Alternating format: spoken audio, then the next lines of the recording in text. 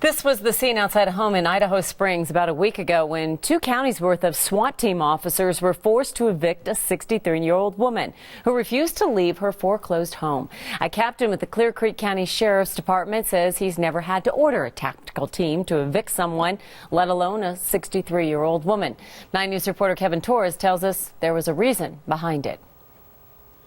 The elk and the coyotes are our neighbors. For the better part of 2 decades, things along Peaceful Valley Lane have remained quite peaceful. It's very peaceful. Sahara Donahue's home stood atop a hill wrapped in sunshine and for the most part was considered a happy place. On your face! A happy place until last Tuesday. And I thought it was very, very sad for Sarah. Sahara's neighbors knew the 63-year-old woman had been fighting foreclosure the last 2 years. But this was just a tad bit too much. It was horrible. I didn't think that kind of security was necessary. I'm disabled, man. It was quite terrifying. Darren O'Connor was there that day with 24 other protesters from a group called the Colorado Foreclosure Resistance Coalition, which works along with the Occupy movement.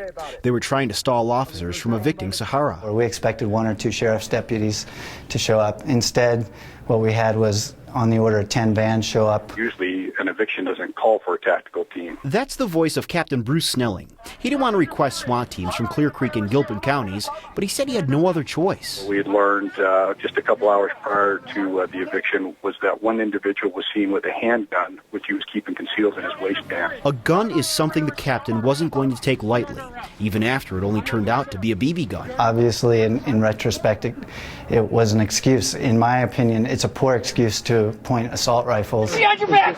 Well, I think our officers handled themselves just fine. In the end, the protesters regret bringing the BB gun. They say they only wanted to bring some peace to Peaceful Valley Lane. It's a very sad story. It really is. In Idaho Springs, this is Kevin Torres, 9 News.